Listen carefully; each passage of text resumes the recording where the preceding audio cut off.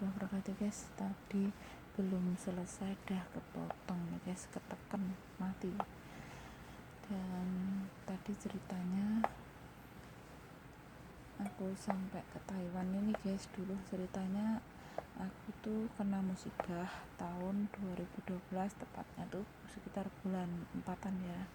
Dan sebelum ke Taiwan dulu guys, aku sebenarnya udah mempunyai usaha sendiri karena aku wanita berkarir seperti saat ini di Taiwan yang aku jalankan ini, pembisnis dan pengusaha ya. Dan karena kena musibah tuh habis-habisan, pada akhirnya kembali ke nol lagi. Perintisan yang aku rintis mulai dari nol sampai aku bisa berkembang pesat ya guys, 2008 sampai 2012 itu kembali ke nol lagi pada akhirnya ya. Ya itu Allah berkehendak lain, dan memang rencana Allah itu lebih indah daripada rencana kita, seperti itu guys. Tapi aku tetap sabar, tidak pernah mengeluh ya. Aku ikhlas dengan aku kerja, meskipun aku membayari hutang-hutang bukan keluarga kita yang makan dan bukan aku yang makan, tapi itu nasabah yang tidak bertanggung jawab. Singkat cerita gini aja guys. Ceritanya mantan suamiku tuh kerja di KSP ya. Terus mantan suamiku tuh bagian pemasaran lapangan keuangan ya, penarikan nasabah-nasabah gitu guys, yang bagian lapangan minjami uang ke nasabah-nasabah gitu ya. Nah kalau dari awal ceritanya, mantan suami dulu udah kerja di pabrik Sampurna dan Plywood ya. Saat itu pas aku udah mempunyai anak kecil, ganti di Plywood guys ya. Kalau kita masih pacaran dulu di Sampurna ya, sampai aku hamil keluarnya ya. Terus akhirnya ganti ke Plywood triplek tuh guys.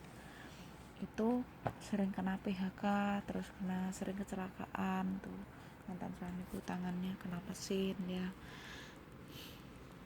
Dan otomatis ekonominya juga cuman mengandalkan mantan suami dulu aku ya, karena aku masih mempunyai anak kecil saat itu. Terus aku jadi cuman ngikut mertua, bantuin produksi rengginan, masarin gitu guys, ngorder gitu. Anakku masih usia 3 bulan udah aku ajak kerasnya kerja guys. Aku bantuin mertuaku, anakku tak tidurin di bawah, aku gelarin tikar gitu ya. Terus anakku sejak mulai baring ya guys ya, tuh sampai anakku bisa tengkurap.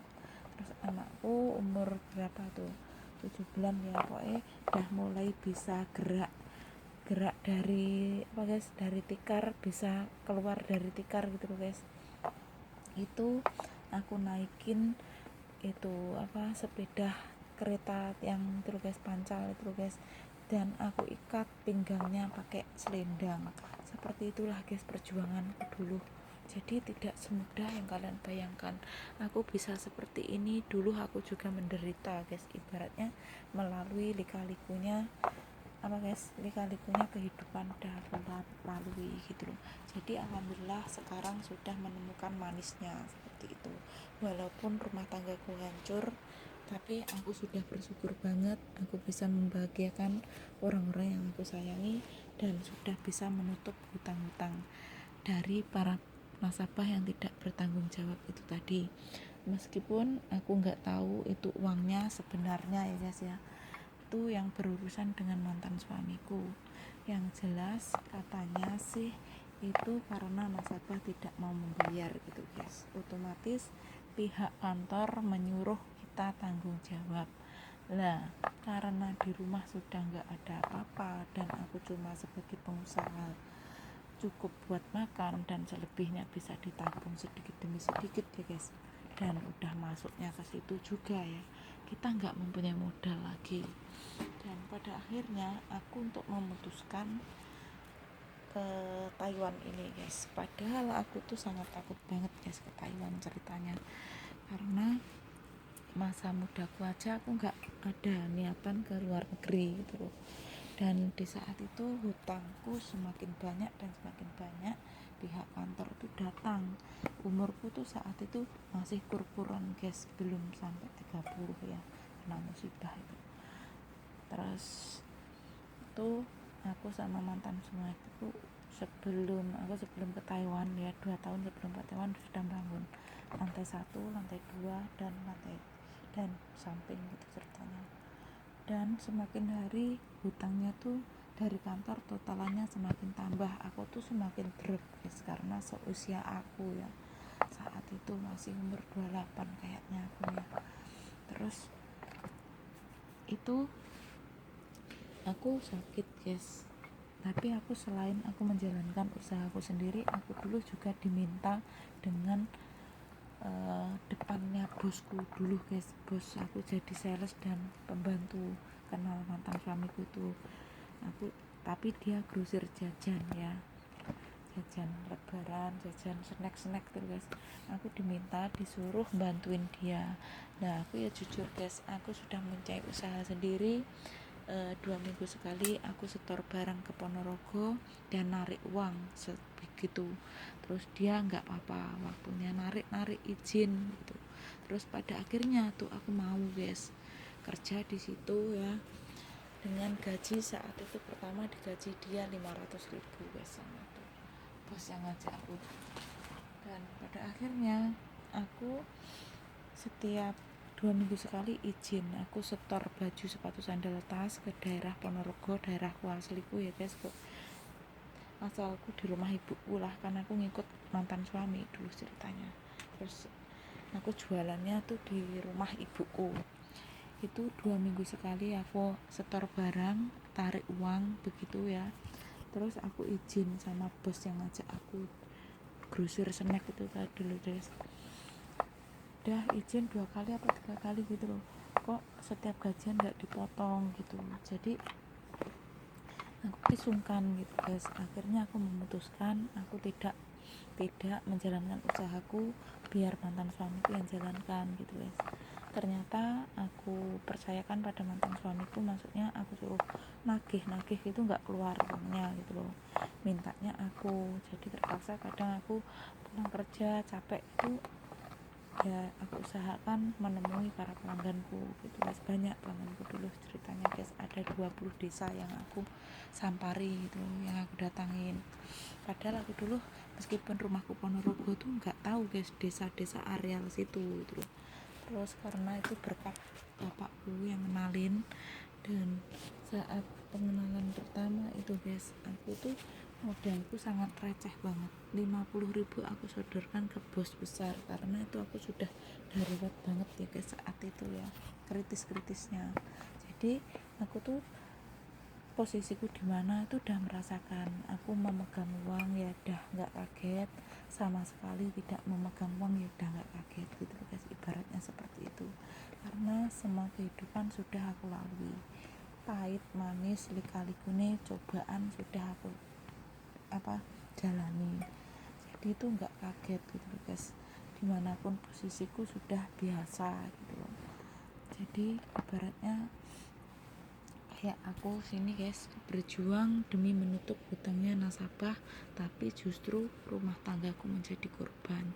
Tapi aku nggak apa-apa sih, tapi kadang sedih, kadang tuh ya pengen nangis guys. Itulah cerita curhatan hatiku ya guys malam ini dah pertengahan malam. Sekarang jam berapa? Taiwan hampir jam 1 malam guys, udah jam 12.41. Nah seperti itulah curahan hatiku, perjuanganku ke Taiwan tidak semudah yang kalian bayangkan. Sampai aku di PT sakit, mau mengundurkan diri, dah sakit parah, ibaratkan setengah mati setengah urip rasane, kayak alergi sudah parah banget karena gara-gara air lumpur lapindo guys, kulitku sensitif nggak bisa. Terus diganti mau terbang ke PT Jakarta 2 minggu dekat laut, ganti itu airnya asin, jadi kulit terluka kena air asin seperti tersembelih gitu guys, setengah mati setengah urip tuh rasanya. Akhirnya aku pengen mengundurkan diri deh dulu tuh, kakeknya aku mikir 2 kali. kalau aku mengundurkan diri, uang apa yang aku buat nebus, sedangkan di rumah kesusahan itu guys. Di saat disitulah sedih, aku merasa sedih kadang di saat itu, ketika ingat rumah tangga itu hancur terus, sedangkan perjuanganku seperti itu gitu. Di PT aku sakit, aku nekat ke luar negeri demi untuk menutup hutang-hutang, demi meringankan beban mantan suamiku, kan seperti itu guys. Tapi ternyata Allah berkehendak lain.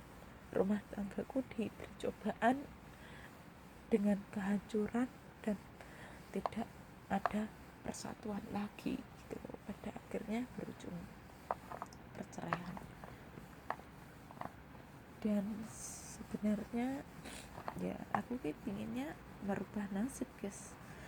Alhamdulillah semua hutang-hutang dari para nasabah yang ratusan juta itu tadi sudah tertutup. Aku udah seneng ya guys, dan pikirku tinggal mengumpulkan modal untuk memperbaiki rumah yang baru bangun 2 tahun sebelum ke Taiwan itu tadi, kan itu rencananya guys, dan bikin tabungan buat usaha ya.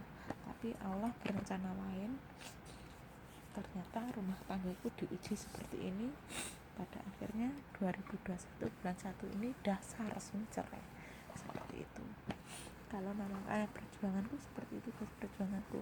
Anakku masih kecil, masih umur 3 bulanan, aku ajak kerasnya kerja demi ikut mertua. Aku ikut nyedaki rengginan sampai jam 10, anakku baru aku urusi. Terus lama kelamaan anakku sudah bisa gerak-gerak, bisa keluar dari tikar ya guys. Jadi tanah-tanah itu dimakan kadang guys, anak kecil ya kan, kitanya semangat kerja ya tak langginan, kadang nggak memperhatikan anak.